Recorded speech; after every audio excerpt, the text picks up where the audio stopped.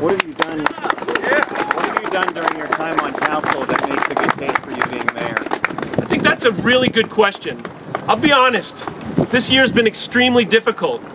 I tried at the beginning of my term on council to create a legislative agenda to see if we could get focused. It didn't really have as much success as I thought it should have. It was very difficult. I tried to work to get some initiatives. You know, the thing that was most important to me was the pension obligation, and making sure also that we started to look at consolidation and shared services. I'll talk about that in a second. I think that I've tried to make some progress as a first-year councilman, dealing with things like bike and ped initiatives. That's not going to change the world. Bike and ped initiatives aren't going to change the world, but they're a symbol to people outside this city that we care. That we care about how we transport ourselves and how we get around. It's a small thing. In my office, my chief of staff is a wonderful and brilliant person. She calls it the frogs of the environment. She says if people see that we care about bike and pedestrian initiatives, then they'll say, ooh, there's something happening, and they'll be willing to at least give Pittsburgh another look. But that was one thing that we tried to do. We still haven't really finished that, and there's some resistance to that, quite frankly. Another project that I worked on, and I think one that I want to be very clear, this is a politically neutral thing that we worked on, was the question of the Connect project. The mayor should be proud of this. I hope he'll be proclaiming it across the city. I will be proclaiming that we work together on this. We brought together, for the first time ever, the city of Pittsburgh and its adjacent 35 municipalities. When I first got on council, the first piece of legislation that I passed created a task force to look at shared services and the consolidation question. It included the mayor, the controller, and I. And we worked together with people at Pitt to bring these communities together, and we will be having a Congress near the end of May. And we are working, just the other day I was looking at resolutions that we will pass. For the first time ever, we will say, look, we need to invest in infrastructure, in water and sewer and transportation infrastructure. You asked about transportation.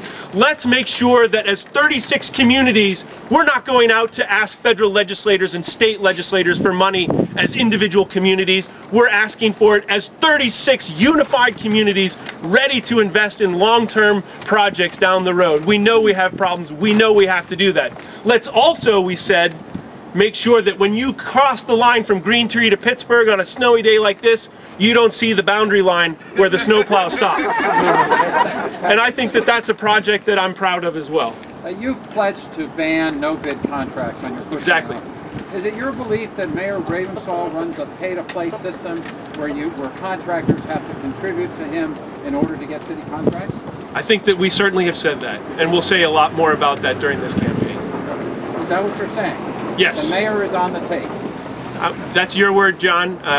Here's what I'm saying. We're going to ban no-bid contracts from people who contribute to elected city officials. That we believe. And why is that? That's a very important point. Why are we doing this? Because that $73 is more important than $1,000, $10,000, or $25,000 from somebody who wants a permit or a contract with the city government or its city's authorities. That $73 means more to this city than those tens of thousands of contributions. But I want to be clear about what you're saying about the mayor. You're saying that for city contracts here, you have to contribute to his campaign? Is that you need to go and ask him, but there's certainly an awful lot of evidence that would indicate that people who contribute do in fact receive contracts. What rules will you have as regards who you take campaign contributions from or how much they will be for? Well, at this point, we're happy to take contributions, so let's be clear about this. But honestly, that is something you will be able to hold me accountable, and I believe this. We will be open and public about our campaign contributions. Obviously, we have to be, but we will make sure that we do it in the right way. We will not allow, as I've said, people who give contracts to receive contributions to receive no bid contracts. We will take money as it comes in, and we will evaluate each and every contribution, no kidding, as it comes in. We have right now a little online project going on. I heard when I stepped, we were something almost at 50% of our contribution level. It started yesterday at 4, and we're at 50% today at noon. So we're doing some pretty good work that way. And we're trying to be innovative and creative in the ways that we reach to people and gather, as I said, those pennies and nickels, that change for change. Here comes the snow. It's the wind of change. It's upon us. All right. Thanks a lot for being here. We appreciate it. Let's go knock on some doors. All right.